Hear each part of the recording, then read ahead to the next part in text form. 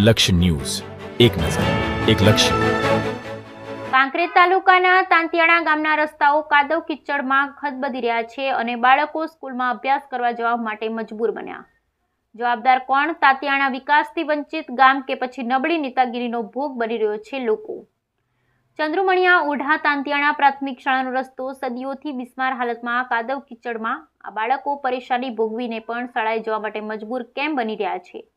આ પ્રશ્ન સત્તાને પૂછવામાં આવી રહ્યો છે. તાંતિયાણા ગામના લોકોએ આ બાબતે ગંભીરતા દાખવી અને અનેકવાર સ્થાનિક તંત્ર તેમજ સત્તા ઉપર બેઠેલા અધિકારીઓને લેખિતમાં તેમજ મૌખિક પણ જાણ કરવામાં આવી છે.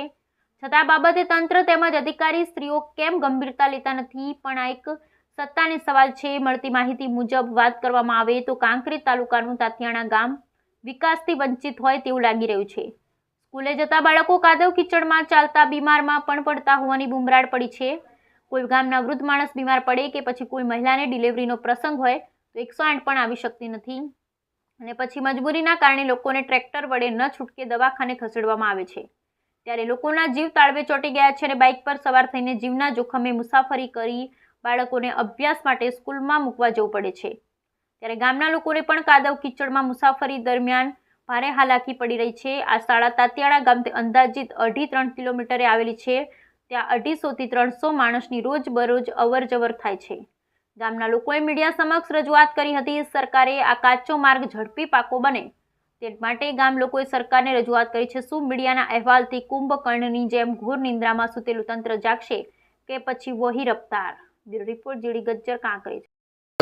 હાલો, આમાં અમારે આ માર્ગમાં જબર તકલીફ છે.